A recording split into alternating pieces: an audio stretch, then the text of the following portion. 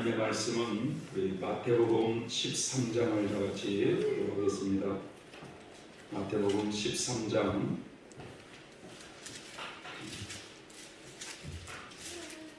짧은 글이지만 31절 32절 두 구절이지만 한번 찾아서 읽어보도록 하겠습니다.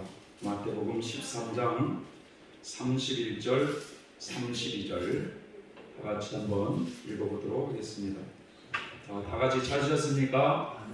네, 우리 다 같이 한번 읽어보겠습니다. 시작. 또 비유를 베풀어 가라사대 천국은 마치 사람이 자기 밭에 갖다 심은 겨자씨 한 알 같으니 이는 모든 씨보다 작은 것이로되 자란 후에는 나물보다 커서 나무가 되매 공중의 새들이 와서 그 가지에 깃들을 이느니라. 아멘. 오늘 설교 말씀은 겨자씨 비유입니다. 겨자씨 비유. 자, 우리 PPT를 보면서 이 마태복음 13장에는 7가지 비유가 나옵니다.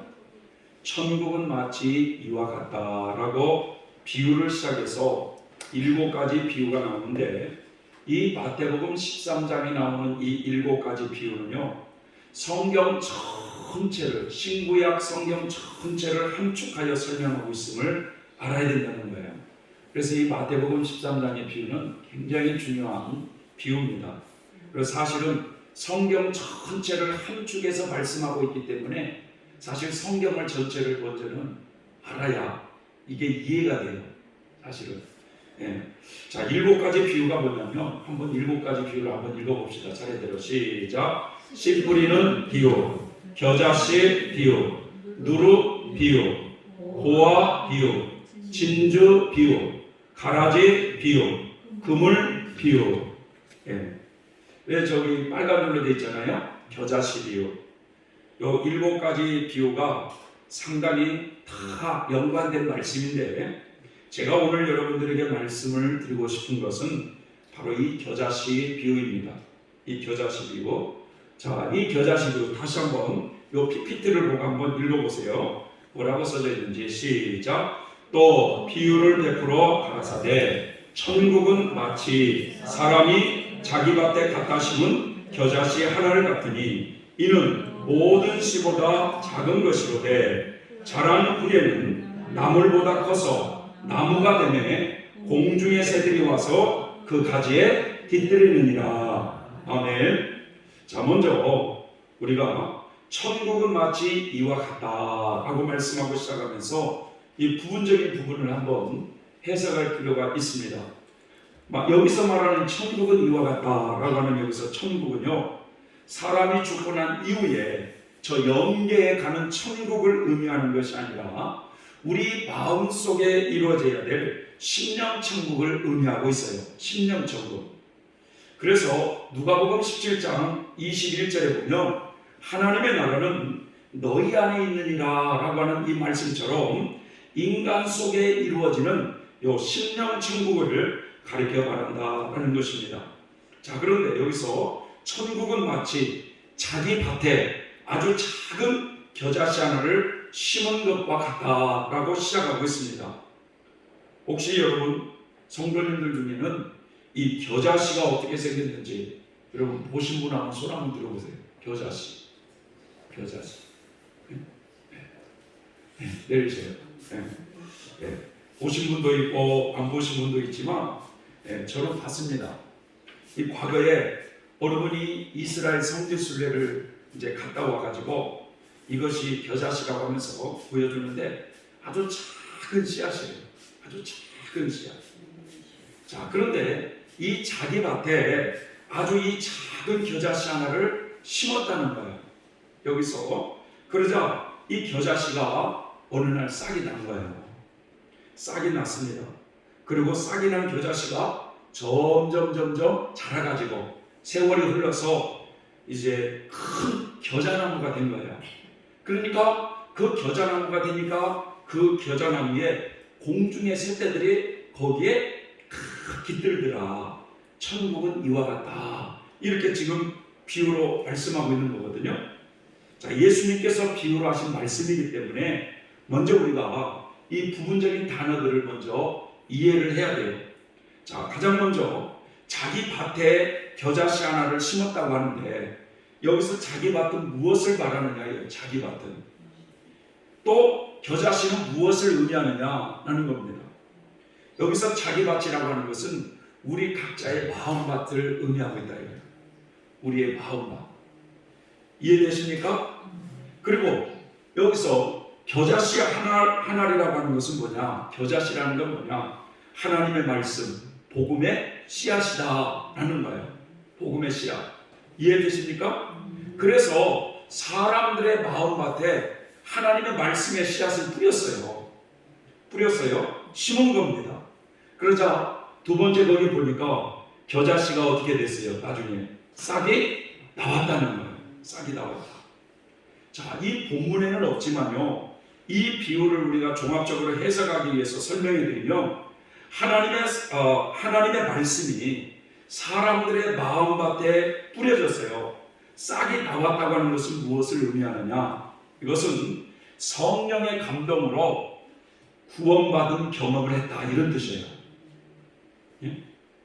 어떤 사람은 교회를 나오자마자 복음의 씨앗이 난 사람도 있어요. 곧바로 예수님을 만난 사람이 있다 이거예요. 구원 체험을 한 사람이 있어요.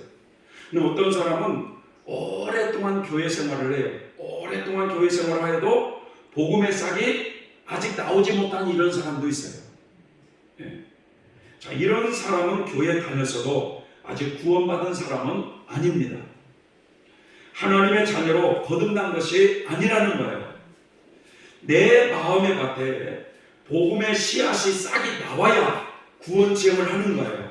그때 성령이 우리 마음에 오게 되어 있습니다. 있습니까, 여러분? 다시 말해서 천국 백성으로 태어난다 이거예요. 이렇게 마음밭에 심겨진 겨자씨가 어느 날 싹이 나오게 되는데 이것은 하나님의 은혜로 되는 겁니다. 은혜로. 하나님께 믿음을 갖게 되는 것은 하나님이 믿음을 주신 선물을 주시잖아, 하나님이. 그렇기 때문에 하나님이 주신 선물이기 때문에 이것이 하나님의 은혜로 된다 이거예요. 내 뜻대로 되는 게 아니라는 거예요. 네. 자, 그래서 이제 겨자씨가 싹이 나왔어요. 내 안에서 이제 믿음을 갖게 됐어요. 그러자 세 번째로 거기에 보면은 겨자씨가 싹이 나서 점점 자랐다는 것이 무엇을 의미할까요? 겨자씨가 싹이 나서 점점 자랐다. 이것은 구원받은 성도가 성령님의 도우심으로 믿음이 점진적으로 자라간다, 성장해간다 이런 뜻이에요. 지금 이해되십니까? 복음의 씨앗이 내 안에 싹이 나면은요, 세월이 흘러가면서 믿음이라고 하는 것이 점점 자라게 되어 있는 것입니다. 근데 어떻게 자라는가 나도 몰라. 그런데 세월이 흘러감에 따라서 우리가 믿음이 자라가게 되어 있어요. 사실 그것이 정상적인 신앙생활을 하고 있는 것입니다. 하나님이 주신 믿음에는 생명력이 있기 때문에 생명력이 있는 것은 자라게 되어 있잖아요. 그렇지 않습니까, 여러분? 예? 그래서 이것도 믿음이 자라가는 것 역시 이것도 하나님의 은혜로 된다 이거예요. 은혜로. 그런데 사람마다 이 믿음이 자라가는 시기가요 다 달라요. 어떤 사람은 예수님을 믿은 지 얼마 되지 않았는데도 믿음이 쑥쑥 자라가는 사람이 있는가면 어떤 사람은 좀처럼 그 믿음이 자라지 않아요. 좀처럼 믿음이 자라지 않아요. 사실 세상의 것에 얽매인 것이 많이 있으면 믿음이 자라가기가 어렵습니다. 그렇지 않습니까, 여러분? 네? 네. 자, 어쨌든 이렇게 내 안에 복음의 싹이 나가지고 세월이 흐르면서 점점 믿음이 자라갔어요. 믿음이 자라가서 세월이 이제 오랜 세월이 흐른 후에 큰 겨자나무가 되었다는 게 뭐냐? 큰 겨자나무가 되었다는 게 뭐냐?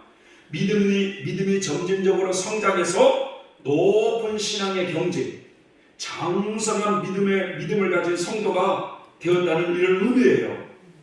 여기까지 이해되십니까? 그래서 이제 이 큰 겨자나무로 되기까지는 오랜 세월이 흘러가야 되는 거예요. 네? 믿음이라고 하는 것이 하루아침에 완성되는 것이 아니라는 걸 우리는 잘 알지 않습니까, 여러분? 예. 오랜 세월 동안 연단을 받아가면서 믿음이 자라가게 되어 있는 것입니다. 자, 이렇게 믿음이 성장하여 장성하게 큰 믿음으로 큰 겨자나무가 되자 5번 어떤 얘기냐? 큰 겨자나무가 되자 공중의 새들이 그 나무에 깃들인다라고 말씀하고 있어요. 이해되십니까? 네? 그래가지고 자, 이렇게 된 거예요. 쉽게 말하면 큰 겨자나무가 되니까 아니 공중의 새떼들이 그 겨자나무에 어떻게 돼 있어요? 지금 깃들고 있잖아요. 네? 그래서 이 공중의 새들은 여러분, 공중의 새들이 이 깃든 큰 겨자나무에 깃든다는 의미는 나쁜 의미일까요? 좋은 의미일까요? 어떤 사람을 하나님께서요 복음의 씨앗을 그 사람의 마음밭에 심었더니 그 복음의 씨앗이 자기도 모르게 싹이 났어. 싹이 나가지고 점점 그 싹이 점점 자라가지고 오랜 세월이 지나 보니까 나중에 큰 겨자나무로, 큰 믿음의 사람으로 이렇게 준비가 됐어. 그러니까 공중의 새들이 깃든다는 의미는 나쁜 의미가 아니에요. 그것은 바로 깃든다는 의미가 무슨 뜻이냐? 보호받는다, 양육받는다, 이런 뜻이에요. 그래서 이 새를 해석할 때 씨 뿌리는 비유에서 해석할 때 새는 마귀가 와서 씨를 먹어버렸어요. 그 새가 마귀였어요. 그러나 여기서 새는 마귀를 의미하는 것이 아니라 성도를 의미하고 있는데, 어떤 성도들을 의미하고 있느냐? 아직 신앙이 어린 성도들을 거기에서 깃들도록 양육받도록 이렇게 하나님이 이끌어 가신다 이거예요. 그러니까 하나님은 사람에게 복음의 씨앗을 뿌려 싹이 나게 해요.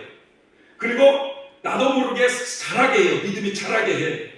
그래서 큰 겨자나무로 자란 성도들에게 하나님의 양들을 맡기셔가지고 신앙적으로 양육받게 하신다, 이런 의미예요. 그래서 하나님은 구약시대든 신약시대든 지금까지 하나님은 사람을 통해서 일을 행하시는데 하나님의 목양사업을 이룬 원리로 이끌어 가신다라는 것을 오늘 본문에서 말씀하고자 하는 핵심이에요. 그렇다면 여기서 중요한 것이 뭐냐고요? 이렇게 겨자씨 한 알이 마음밭에 심어져서 싹이 나고 자라가지고 점점 커져가지고 큰 겨자나무가 된 사람들, 이런 사람들은 어떤 사람들을 가르쳐 말하느냐 이거예요. 큰 겨자나무가 된 사람에게 어린 성도들을 많이 붙여가지고 양육받게 하신다고 했잖아요. 그럼 큰 겨자나무가 된 사람들이 누구냐 이거예요. 우리가 교회를 다니다 보면 처음에는 평신도잖아요. 평신도. 네? 그래가지고 시간이 흘러가지고 일반 성도라고 그러잖아요. 그래서 이제 시간이 흘러가지고 집사도 되고, 또 시간이 흘러가지고 권사 되고 장로가 되고 나중에는 목사가 되면 그것이 큰 겨자나무가 된 건가? 교회의 직분을 가지고 믿음이, 신앙이 성장했다고 분별할 수 있을까요? 없을까요? 없습니다. 어떤 사람의 경우를 보면 권사님이나 장로님보다도 훨씬 집사님인데도 믿음이 좋아요. 그런 사람이 있어요. 어떤 사람 보면은 목사보다도 일반 평신도가 더 믿음이 훌륭한 사람이 있어요. 네. 어떤 여자 전도사님이 저에게 전화를 했어요. 제가 이제 본의 아니게 그런 노회장이라고 하는 직분을 맡고 있다 보니까 이제 저에게 전화를 한 거예요. 그래서 뭐라고 그러냐면, 목사님, 앞으로 목사가 될 사람에게 소양 교육을 안 시킵니까? 라고 물어요. 그래서 제가 목사 직분을 받기 전에 다 교육을 받습니다 라고 하면서 왜 그러셔요? 라고 물었더니 자기 교회 그 담임 전도사님이 소양 교육을 좀 받았으면 좋겠다는 거예요. 왜냐하면 자기 교회 전도사님은 기도하는 것보다 TV 앞에 앉아있는 게 더 많다는 거예요. 말을 해도 사람들에게 계속 반말을 한다는 거예요.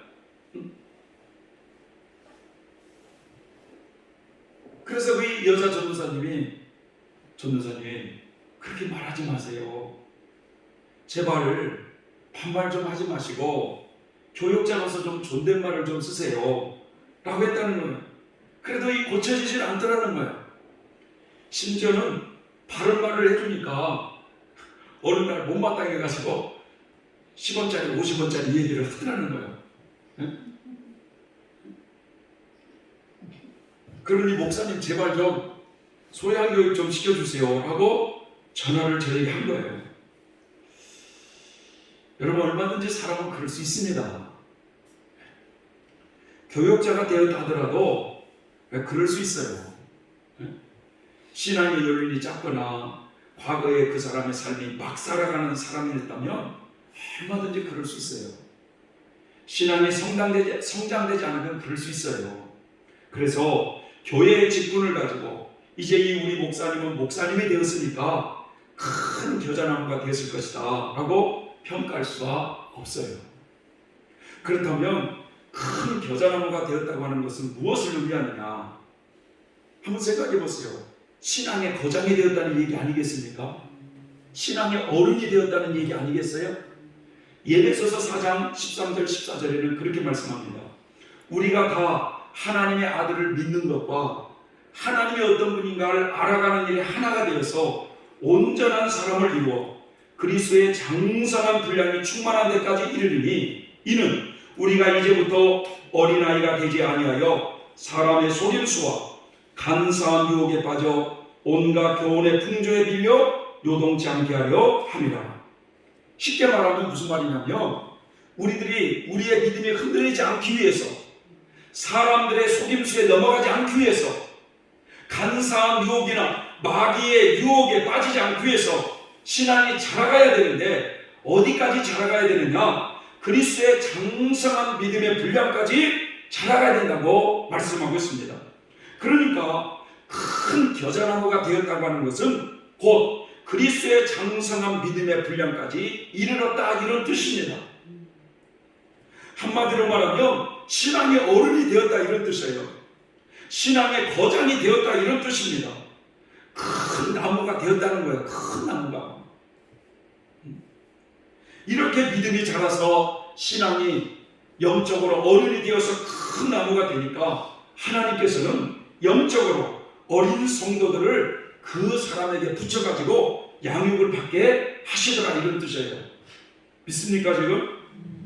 자, 그러면 여기서 이제 한 가지 질문을 할 수 있어요.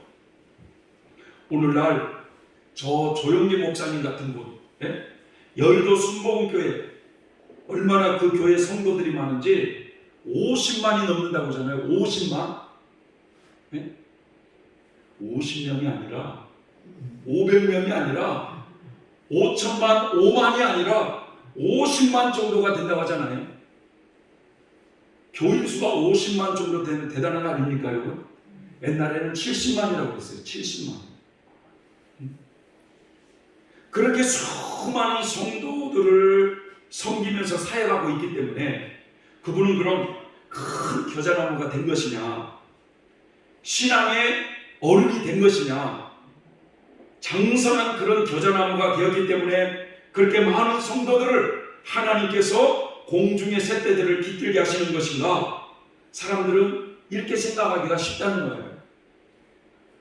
오늘날 조영기 목사님뿐만 아니라 성도 수가 몇만 되는 그런 큰 교회를 담임하고 계시는 목사님들도 여러모로 훌륭한 점이 참 많이 있습니다.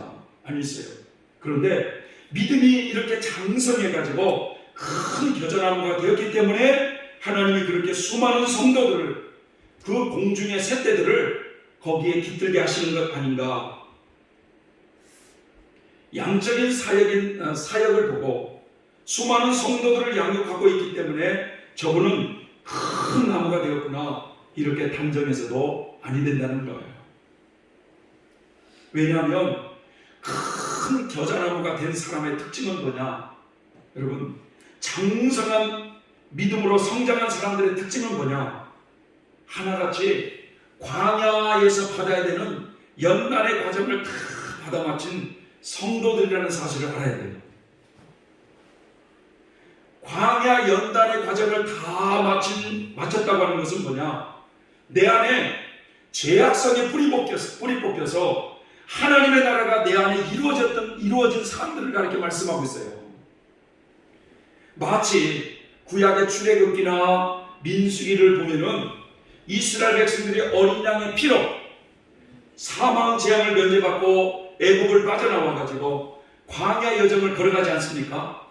40년 광야 여정을 다 마치고 그 가나안 땅에 들어간 성도들, 이런 분들이 큰 겨자나무가 된 성도이지, 아직 광야길을 걸어가고 있는 성도들을 보세요. 이스라엘 백성들을 보세요. 한번. 기회만 주어지면은 원망이요 불평이요 애굽으로 돌아가자고 그러지 않습니까, 여러분?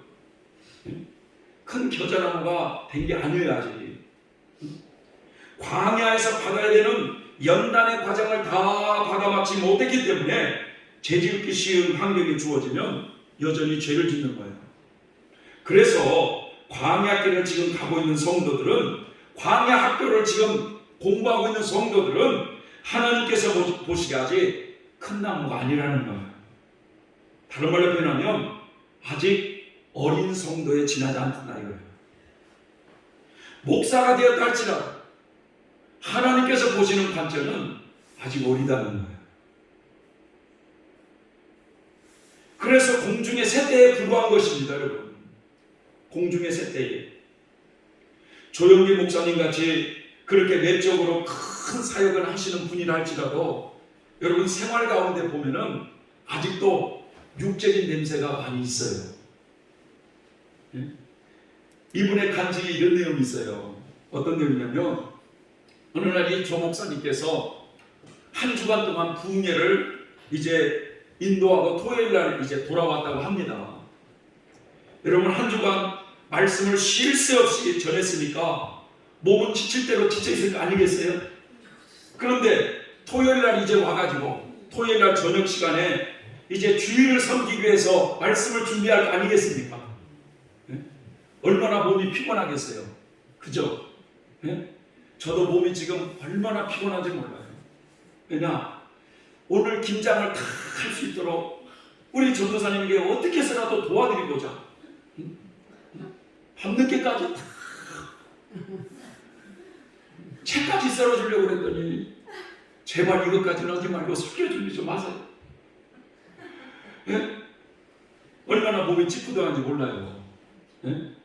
자, 그런데 한 주간 그렇게 쉴 새 없이 말씀을 전하고 왔으니까 이제 토요일 날은 막 기진맥진 할 건데 주일이 섬기기 위해서 말씀을 준비해야 되는데 이제 말씀이 준비가 잘 안 되는 거야. 왜냐? 몸은 피곤하고, 그리고 또 문제는 말씀 준비를 하기 위해서 딱 이제 서재에 딱 앉았는데 이 사모님이나 자녀들은 일찍 자기들의 방에 들어가서 잠을 자는데 설교 준비를 하는데 설교 준비가 안 되는 거야. 왜냐하면 여름철이라 모기들이 달에 붙어가지고 뜯기도 하고 모기들이 날아가는 이런 모습을 보면서 견딜 수가 없는 거예요. 그래서 이 모기를 잡느니라 설교 준비도 잘 안 되고 막 짜증이 나는 거예요. 그러면서 은근히 속에서 화가 화가 치밀어 오기 시작하는 거예요. 왜냐하면 저 옆방에 자고 있는 사모님을 보면서 저런 예편네 저거 모기를 잡아놔야지. 응? 아이고 저것이 사모라거나 하면서 막 이 속에서 말이죠. 남편이 한 주간 동안 부흥회를 갔다 왔으면 좀 도와줄 것이 아니라 저렇게 콜콜 잠만 자고 있으니 저걸 무슨 사모라고 하나 답답하다 하면서 멱살을 끌고 와서라도 빨리 모기 잡으라고 호통을 치고 싶은 마음이 들더라는 거예요, 속에서. 이거죠, 그 목사님의 간증이에요, 간증. 이런 부분에서 우리가 볼 수 있는 것이 뭐냐? 아직 이 광야 연단의 과정을 아직 마치지 못한 성도라서 죄짓기 쉬운 환경이 주어지면 저렇게 죄의 지배를 받는 거구나. 어두운 행실이 나타나는구나. 사모님을 그렇게 무시하는 행동을 하는구나. 멱살을 잡고서라도 한바탕 해주고 싶은 마음이 이게 바로 어둠의 마음이라는 걸 알 수가 있어요. 그렇기 때문에 여러분, 하나님께서 보시기에는 외적으로 이렇게 큰 사역을 한다고 해서 하나님께서는 저런 사람을 정말 하나님이 기뻐하시고 사랑하시는 정말 장성한 큰 나무가 되었구나, 이렇게 하나님께서 믿어주느냐? 그게 아니라는 거예요. 그게 아니라는 거예요. 큰 겨자나무로 성장한 사람들은요, 광야 연단의 과정을 다 받아 마친 성도들이기 때문에 이분들의 삶 속에서는요, 죄의 냄새가 나오질 않아요. 죄의 냄새가 나오질 않아요.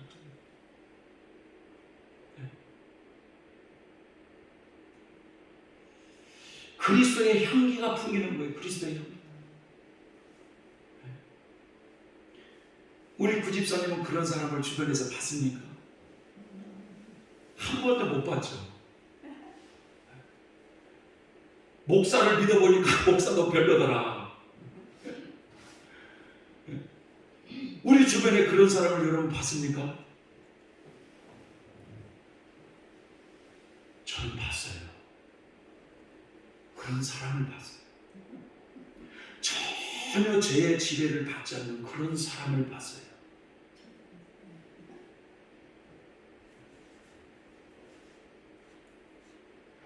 그분은 여기도 종종 왔다 가셨어요.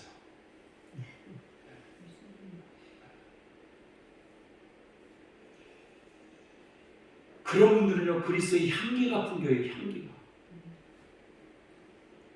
그래서 가톨릭에서 이렇게 보면 성인들의 사진에 이렇게 보면 뒤에다가 동그랗게 이렇게 후광이 가고 이렇게 밝게 그 그림 보셨습니까?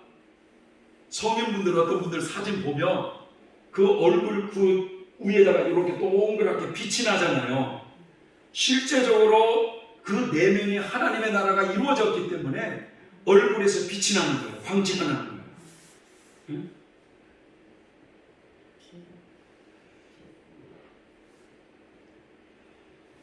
성경은 이런 분들을요, 예수 그리스도의 신부라고 말하고 있어요. 예수님이 신부를 아무나 삼겠어요, 여러분? 네? 이런 분들이 그래서 하나님 보시기에 가장 믿음직한 사람들이에요. 믿음직한 사람들.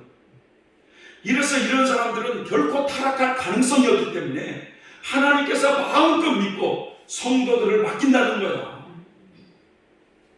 그러니까 이런 분들에게는요, 결코 실망하지 않는 거예요.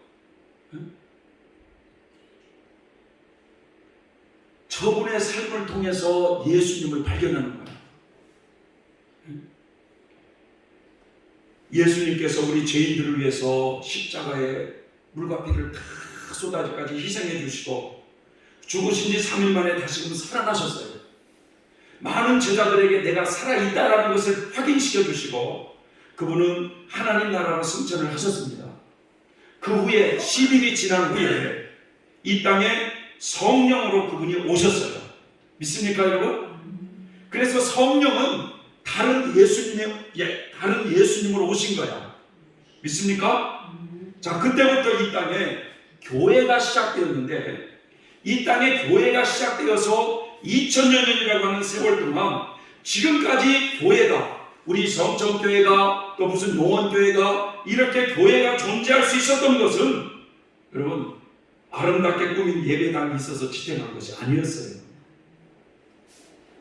교회의 무슨 행정 조직이 튼튼해가지고 지탱한 것이 아니었습니다. 사람들이 무슨 헌금을 많이 해가지고 재정이 튼튼해가지고 교회가 유지된 것이 아니라 바로 이렇게 하나님의 사람들, 그리스도의 심장을 가진 그리스도의 신부와 같은 큰 나무들을 통해서 하나님께서 교회를 이끌어 오셨다는 사실을 알아야 돼요. 하나님은 구약시대나 신약시대에 이렇게 큰 겨자나무 같은 하나님의 사람들을 만들어 놓고 많은 양떼들을 거기에 붙여가지고 성도들을 양육시켜 왔다는 사실을 알아야 됩니다. 과연 하나님께서 이와 같은 원리로 하나님의 목양사업을 이끌어 오셨는가 하는 거예요. 자, 구약시대에 한번 모세를 한번 들어볼게요. 예를 모세. 여러분 모세가 여러분 하나님의 말씀에 그 겨자씨가 모세의 마음밭에 딱 뿌려져 가지고 모세에게 그 겨자씨의 싹이 난 때가 언제 있을까요? 모세가 싹이 난 때가 언제 있을까요? 40대 때 싹이 났습니다. 모세가 40세 때 구원 체험을 한 거예요.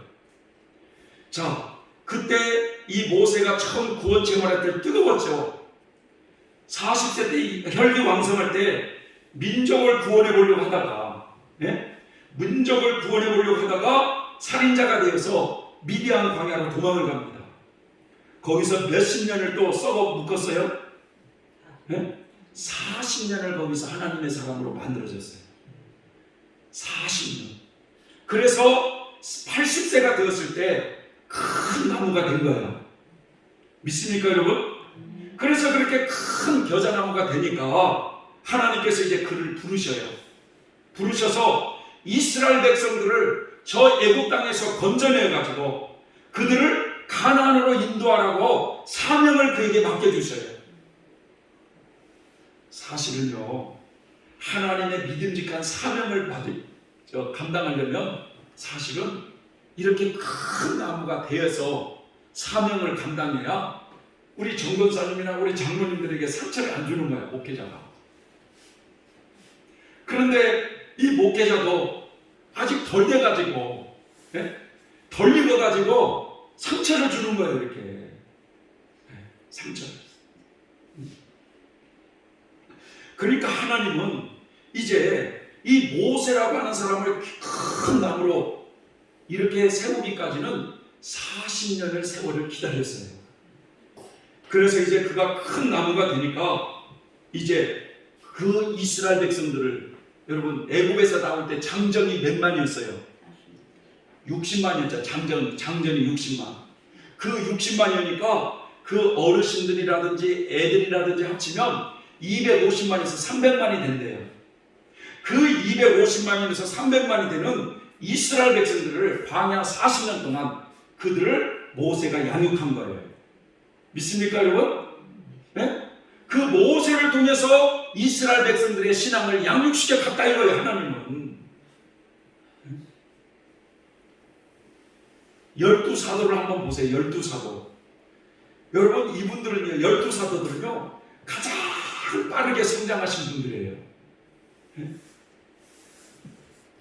겨자씨 하나가 싹이 나가지고 장성한 큰 겨자나무로 이렇게 성장되기까지는 그 12제자들은요 3년밖에 안 걸렸어요. 3년밖에.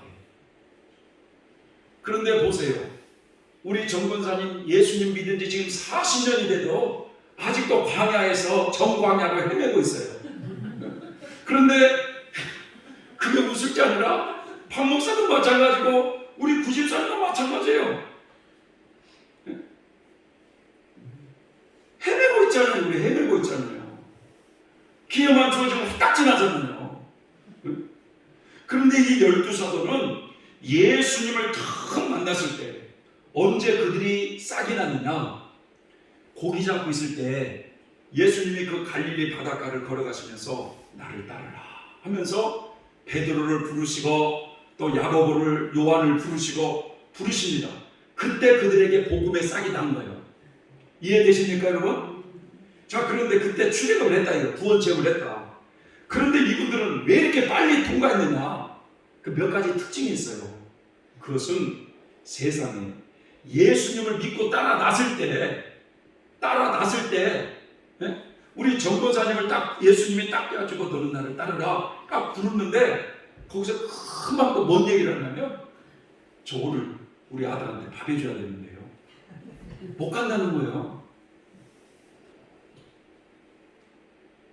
그런데 배를 뒤로 하고, 생계수단인 배를 뒤로 한 채, 가정을 뒤로 한 채 예수님을 따라 나서버린 거예요.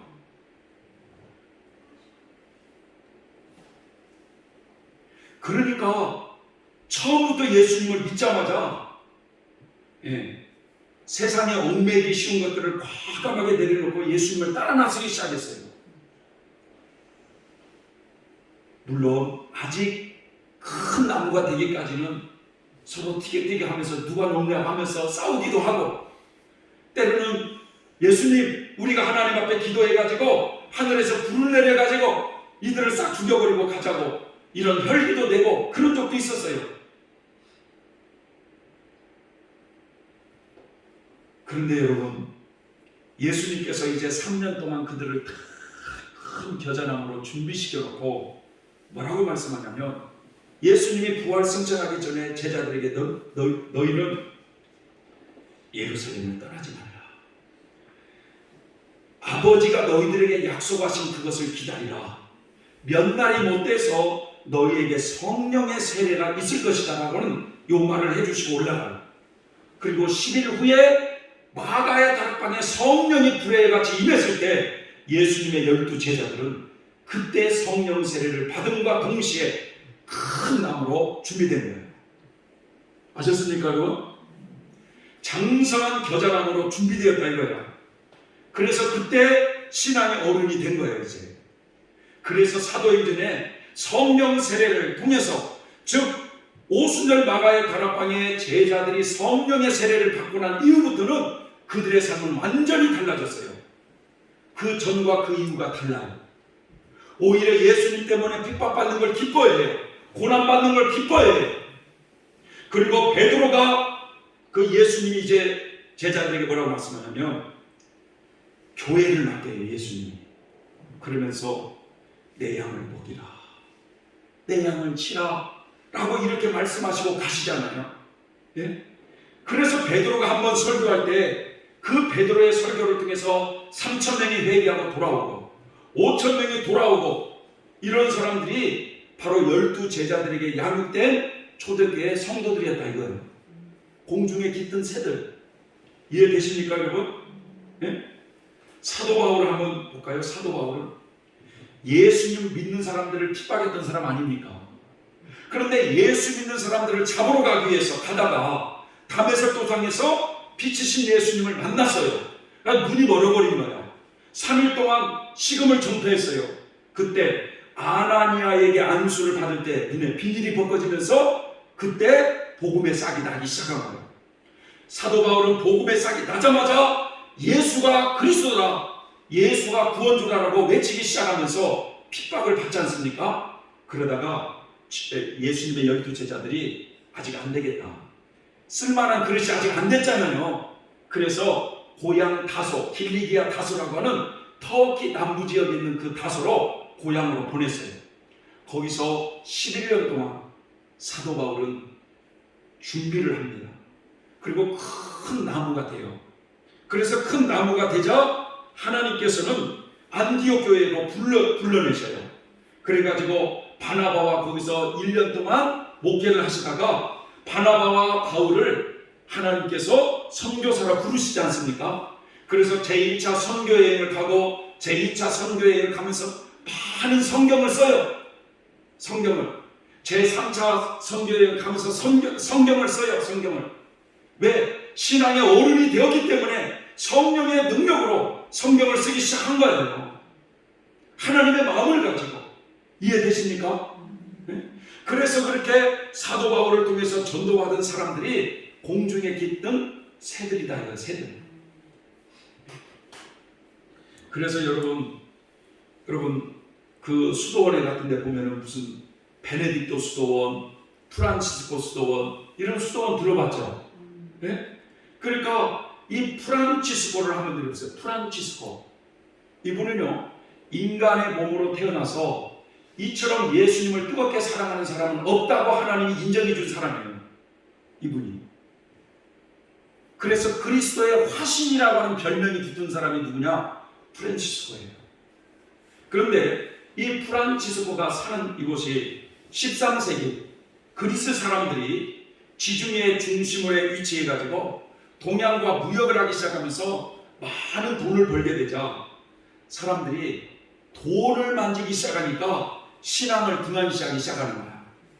그때 하나님은 요 프란시스코라고 하는 큰 나무를 준비시켜가지고 청빈의 삶이 얼마나 귀하다고 하는 것을 사람들에게 보여주기 시작하면서 프란치스코 수도회를 만들게 했어요. 그래서 그 시대에 많은 사람들을 깨우치던, 그래서 영성 생활을 추구하게 하면서 수도에 사람들이 들어왔어요. 그래서 그 프란시스코라고 하는 그 장성한 큰 나무에 깃든 공중의 새들은 누구냐? 프란시스코의 수도에 들어온 회원들이라 이거예요. 회원들. 그래서 그 수도의 회원들은 프란시스코를 뭐라고 부르냐? 우리 사부님이라고 부르잖아요. 사부님.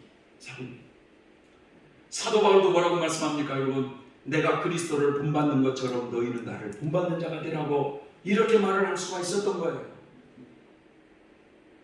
이와 같이 하나님은 이 교회 시대의 2000년의 역사 속에서 여러분 이렇게 큰 겨자나무, 그리스도의 신부와 같은 큰 겨자나무, 입맞는 종 몇 그루를 준비하셨을까요, 여러분? 몇 그루를? 14만 4천 그루를 준비하신 거예요, 하나님이. 그래서 이런 분들을 통해서 시대마다 하나님의 거룩한 빛을 드러나게 하신 거예요. 초대교회 때는 예수님의 12제자를 비롯해서 사도 바울과 같은 이런 겨자나무, 큰 나무를 통해서 하나님의 어떤 분이신가를 드러내게 하셨다고 한다면, 중세 때 그렇게 교회가 타락하고 있을 때 그 이그나티우스 로열라라든지, 그런 루터라든지 칼빈이라든지 이런 사람들을 통해서 하나님의 거룩한 빛을 드러내게 하셨다고 한다면, 이 마지막 때에 합당한 그런 하나님의 큰 나무를 준비시키셔서 이 마지막 때의 빛을 비추고 있다는 사실을 우리는 알아야 된다는 거예요. 여러분, 하나님은 구약시대로부터 시작해서 지금까지 하나님의 이 목양 사업을 이끌어 오실 때 여러분 사람을 통해서 역사하고 있어요. 하나님은. 그죠? 네? 네. 하나님이 직접 행하지 않고 모세를 통해서 이스라엘 백성들을 이끌으라고 말씀하고 있지 않습니까? 하나님은 사람을 통해서 일을 해오고 있다 이거예요. 일을 해오고. 그런데 문제는 뭐냐? 여기서 목사도 목양을 하고 있지 않습니까? 우리 성도님들을. 그렇죠? 사람을 통해서 일을 하고 있는데 아직 덜 된 사람들은, 아직 큰 나무가 되지 못한, 아직 연단을 덜 받은 이런 덜 된 사람들은 일을 하면서도 사람들에게 상처와 많은 시험을 준다 이거예요. 그래서 어느 교회 갔더니 목사에게 실망해가지고 떠나는 사람, 뭐 이런 사람들이 별별 다 있고, 어느 교회 갔더니 목사파 장로파 해가지고 막 싸움을 하고 막 여기서는 마귀들과 싸울지라 하면서 막 찬양을 하고, 여기는 마귀들아 물러가라고 하고, 교회가 난장판이 되는 이런 일이 있어요. 그러니 아직 덜 된 사람에게는 하나님이 믿고 맡길 수가 있을까요, 없을까요? 언제나 불안한 거예요. 언제나 불안한 거예요. 그러니까 솔직히 말해서 여기 있는 박 목사도 하나님의 목양을 하고 있지만 아직 하나님 보시기에는 믿음직한 사역자가 안 됐기 때문에 불안한 거예요. 하나님께서 보시기에는. 여러분, 그런데 정말 하나님이 믿고 믿음직하게 여기는 요 큰 나무와 같은 이런 사람들이 누구냐? 여러분, 그리스도의 신부로서 교회 시대 2000년의 역사 속에서 하나님은 그런 사람들을 14만 4천 그루의 겨자나무를 만드셔서 하나님의 구원 역사를 지금까지 이끌어 오셨다 이런 뜻이에요. 이해되십니까? 그래서 하나님은 하나님의 사람들을 통해서 일을 해오고 계신다. 자, 우리의 인생길을 마치고 장차 여러분 천국에 들어가면 천국에 여러분 주인공들이 있어요. 주인공들이. 우리는 그렇게 배웠잖아요. 나는 공주다. 뭐 나는 왕자다. 하나님 나라의 왕자라는 거예요. 뭐 하나님 나라의 공주라는 거예요.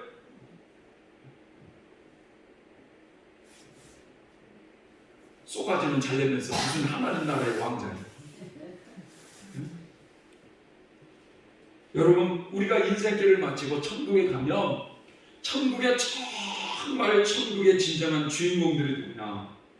천국을 유업으로 받은 사람들이에요.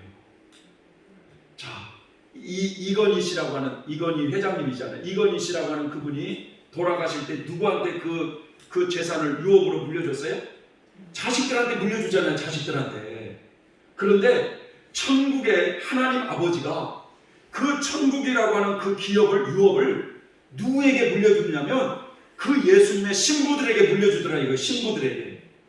그러니까 계시록 22장에 아까 성령과 신부가 말씀하시기를 목마른 자들은 다 오라, 이렇게 초청을 할 수가 있었던 거예요.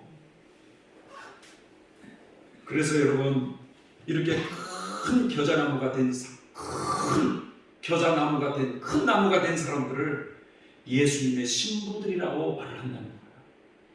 그래서 우리는 여러분 이걸 명심해야 돼요. 아무리 목사가 날고 기고 뛰더라도 아직 죄의 냄새를 풍기는 사람이라고 한다면 여러분 하나님 앞에 겸손할 줄 알아야 된다는 거예요. 왜냐? 나는 아직 덜 된 사람이구나. 나는 내 갈 길이 아직 먼 사람이구나. 아직 되지 않는 어린 광야의 새떼라고 하는 사실을 우리는 알아야 된다는 거예요.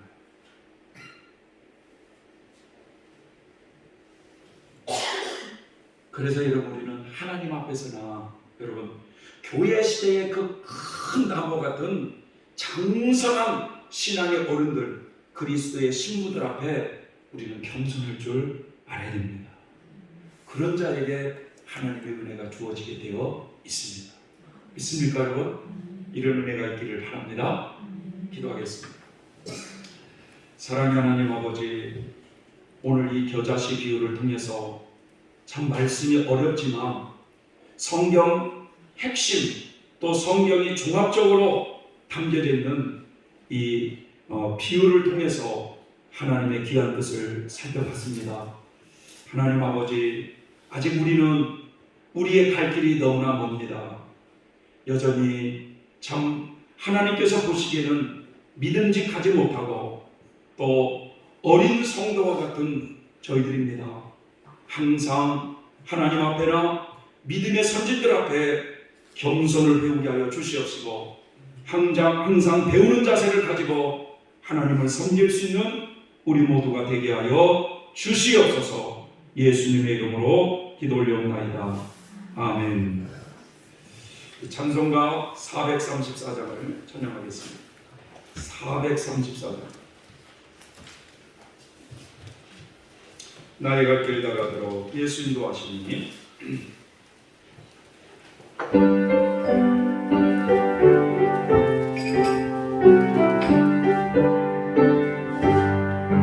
나의 갈 길 다가도록 예수 인도하시니 내 주 안에 있는 것은 어찌없이 아리오. 믿음으로 사는 자는 하늘 외로 받겠네. 무슨 애를 만나든지 만사형통 아래로, 무슨 애를 만나든지 만사형통 아래로. 나의 갈 길 다가도록 예수 인도하시네. 어려운 일 당할 때도 족하는 해 주시네. 나는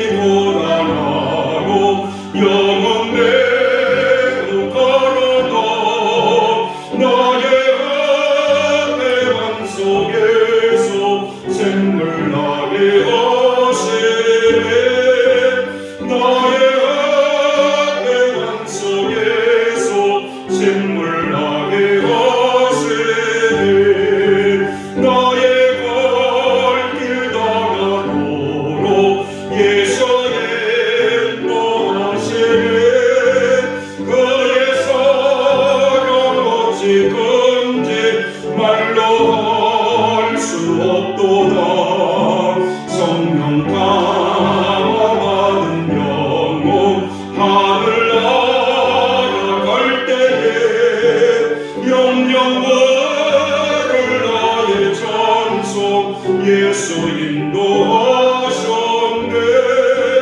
영영 모를 나의 찬송 예수 인도하셨네. 아멘. 사랑의 하나님 아버지, 항상 하나님 앞에 겸손함을 배우게 하여 주시고, 항상 내 자신이 어떤 존재인가를 깊이 체험하면서 끊임없이 배우는 자세를 취할 수 있는 우리 모두가 되게 하여 주시옵소서. 하나님의 구원 사업을 이렇게 사람을 통해서 이끌어 가셨고, 하나님의 사람들을 통해서 하나님의 목양 사업을 이끌어 오셨다고 하는 사실을 깨닫게 해주시네 진심으로 감사하고 감사합니다. 하나님, 이렇게 우리가 성경에 나오는 그런 믿음의 사람들을 귀하게 여길 줄 아는 저희들도 되게 하여 주시고, 그런 믿음의 선진들의 아름다운 신앙의 발자취를 우리도 잘 따라갈 수 있는 그런 믿음의 사람들이 되게 하여 주시옵소서. 하나님, 우리 성전교회 모든 성도들 심령을 기억해 주시고, 아직 싹이 나지 않는 영혼은 주님의 속히 은혜로 싹이 날 수 있도록 도와주시고, 아직 제자리에 있는 신앙생활에 머물러 있는 성도들은 그 성도의 심령이 더 점점 자라가여 믿음이 성장되어 가는 일에 열심을 낼 수 있도록 하나님의 돕는 은혜의 역사가 일어나게 하여 주시옵소서. 성도들의 가정을 기억하시고, 성도들이 영적으로 잠들어 있고 영적으로 병들어 있는 영혼이 없도록 성령 하나님이 함께하여 주시옵시고, 성도들의 가정을 주님께서 지켜 주시옵소서. 코로나로 인하여 어려움 당하지 않도록 우리 하나님의 함께해 주시옵시고, 우리 성도들의 가정과 성도들의 기업들을 하나님이 보살펴 주시옵소서. 주님 함께해 주심에 감사하고 예수님의 이름으로 기도 올려옵나이다. 아멘. 예, 광고 말씀은요, 오늘 오후에는 말이죠, 교회 긴장으로 봉사하는 시간을 갖도록 하겠습니다. 봉사도 잘할 때 성장될 줄 믿습니다. 아셨습니까? 예? 다방면에 잘해야 되는 거예요. 다방면에. 예. 사랑 실천할 수 있는 기회를 주면 적극적으로 사랑 실천을 하고, 봉사할 수 있는 기회를 주어지면 꽁무니처럼 빼가지고 이러면 성장이 안 되는 거야. 예? 예. 팔을 걷으면서 봉사도 열심히 하고. 아셨습니까? 예? 예. 저도 말이죠, 오늘 또 이렇게 식사 끝나면 또 이거 뭐지, 김장 끝나고 제가 또 전라북도 임시를 또 갔다 와야 돼요. 네. 임시를 갔다가 저녁에 오면 강의 준비해갖고 내일 또 월요일날 또 신학교 갔다가 그랬는데, 어쨌든 나에게 주어진 일에 죽도록 충성을 해야 성장되어 가는 거예요. 믿어지시죠? 네? 네. 자, 다음 주에는 추수 감사주일로 드리도록 하겠습니다. 추수 감사주일로. 네. 그래서 한 해 동안 여러분, 우리가 참 지금까지 이렇게 코로나 안 걸리고 건강하게 사시는 것도 하나님의 은혜인 줄 믿습니다. 감사의 조건을 많이 찾으셔서 정말 감사하는 마음으로 하나님께 예배하는 그런 한 주간이 되셨으면 좋겠습니다. 아셨습니까? 네. 그 다음에 11월 29일 날 오후 4시에 이곳에서 우리 어디죠? 김은희 목사님도 교회 있죠? 거기 한수 집사님, 안화일 집사님하고 우리 구집사님, 이제 그분이 장로 직분을 받고 우리 구집사님이 권사 직분을 받는 그런 임직 예배를 여기서 오후 4시에 여기서 하도록 하겠습니다. 그래서 총회장님이나 또 노회장님이나 또 임원 모셔가지고 그래서 예배를 이렇게 드리려고 하니까 여러분 기도를 많이 해주셔가지고 구 집사님 시절보다는 권사님 시절에 더 영적으로 성장해 갈 수 있도록 그렇게 하시기 바랍니다. 아셨습니까? 네, 사경회를 위해서도 기도해 주시기 바라고요. 우리 다 같이 일어나셔서 성령 3장 그리고 축도로서 예배를 마치겠습니다.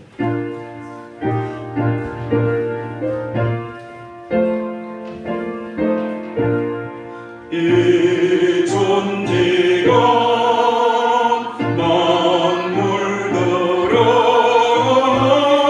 복 주시는 주 영원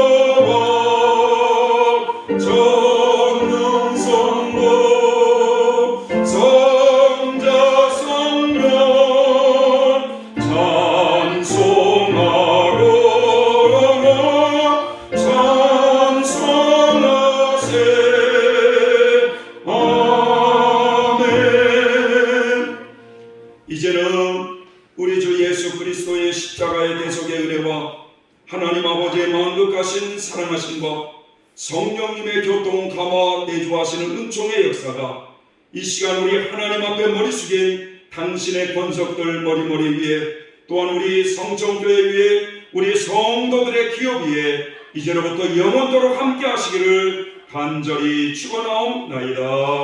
아멘.